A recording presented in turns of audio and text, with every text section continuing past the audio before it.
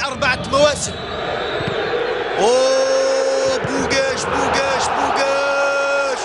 ماذا ضيع بوغاش في المولودية بعد مواسم ناجحة مثل ما تشاهدون. ضيع امام زغبة بطريقة والبحث عن الكرة. مقداد الى من؟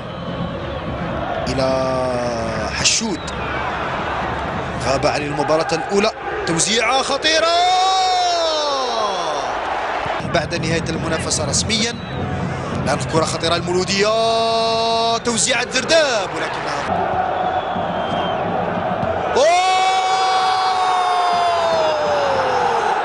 إبراهيم بدبودة بعد أن تلقى بطاقة صفراء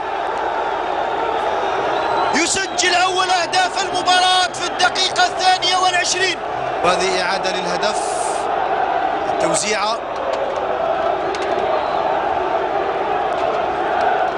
وليست هناك وضعية تسلل.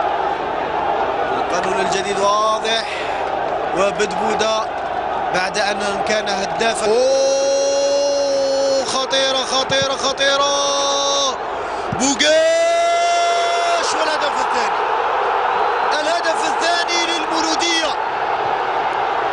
مقداد الرائع المتألق في وسط الميدان. هدف ثاني للمولودية بعد انفراد وعمل رائع من سوغير. بوغاش يضيع ولكن مقداد بقوة بتسديدة من بعد 30 متر حوالي 30 متر يمنح الأسبقية مجددا ويعمق الفارق إلى هدفين.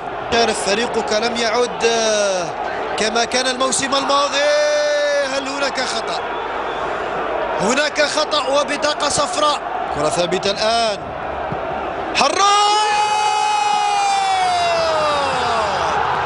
بسبب الحركة.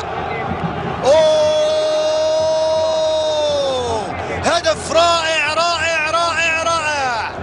بطريقة جميلة على طريقة الكبار. أنت كبير يا دندش، أنت كبير يا حراق، أنت رائع. كرة إلى حراق الآن. ممتاز حراق.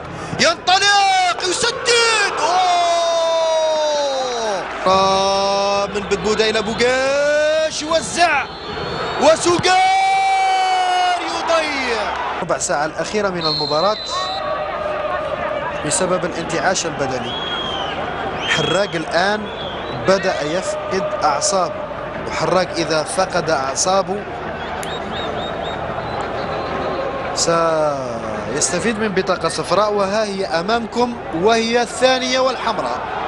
حراق وزرداب كلاهما من اللون الأحمر الحاضر في المباراة.